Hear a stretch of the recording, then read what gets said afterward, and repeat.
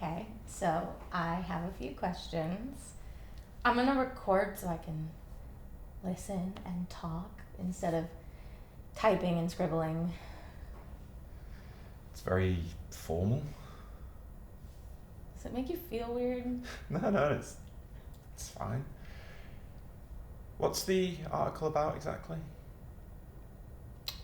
The working title is Sex, Lies, and My Dead Husband's Brother. Subtle. Right. Well, it's not a confession, it's an explanation. I want people to know the what along with the why. And the who, obviously. Right. Which is exactly why we're doing this. There's a lot I don't know about you, Daniel Greer. You ready? Sure. Okay. First question. Has being with me changed you at all? Okay, that just sounds like you're fishing for a compliment, you know that. Well, being with you has changed me. Oh. I feel lighter, maybe. Like you understand my grief, so I don't have to carry it all myself. Does that make sense? Yeah, kind of. And how do you feel?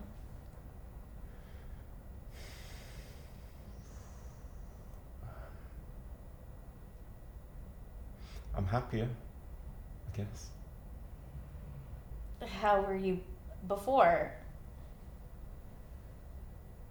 Less happy.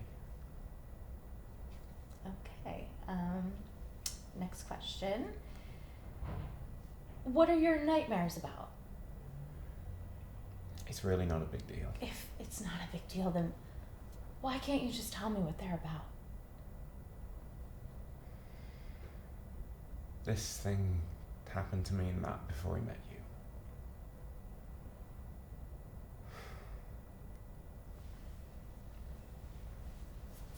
We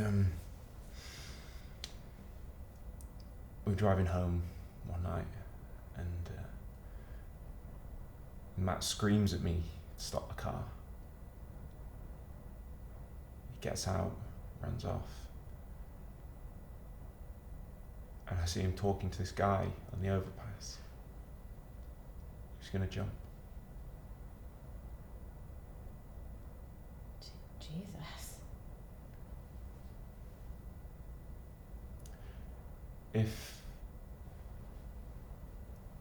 If I'd been driving alone,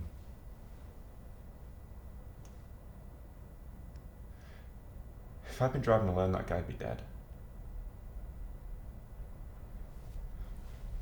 I'm sorry. Matt never told me about that. Yeah. It was a long time ago. What? No, I'm just thinking. What are you thinking about? I don't know. So Matt saves this person's life. You don't think that you were supposed to save Matt, right?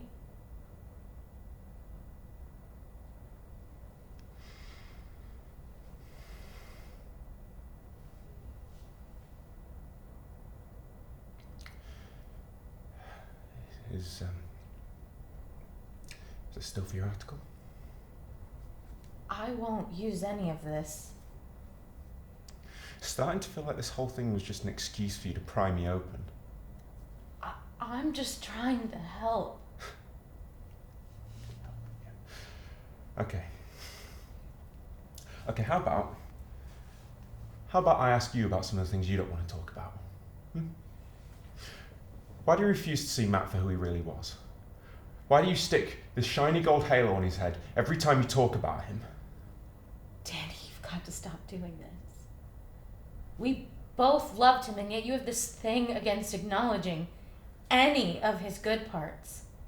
Maybe that was because there was more bad than there was good. and you're just living in this wounded widow's fairy tale. Chris, just because somebody dies, it doesn't automatically make them a hero. You just told me that he saved a total stranger's life. You don't think that you have the volume turned up right now on the wrong memories? Well, which memory should I turn the volume up on? How about the time when he sharpened my Pokemon cards because I wouldn't trade them with him? Or how about when I accused him of acting like our dad and he didn't speak to me for 4 months? Why are you holding on to all of this ridiculous shit? Because it affected me. You wouldn't think the shit that affects you is ridiculous, like when he fell from that teacher from his job 2 years ago.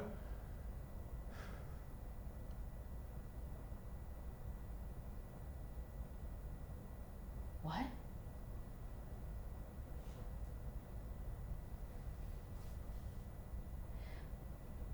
Was it Nina from the memorial?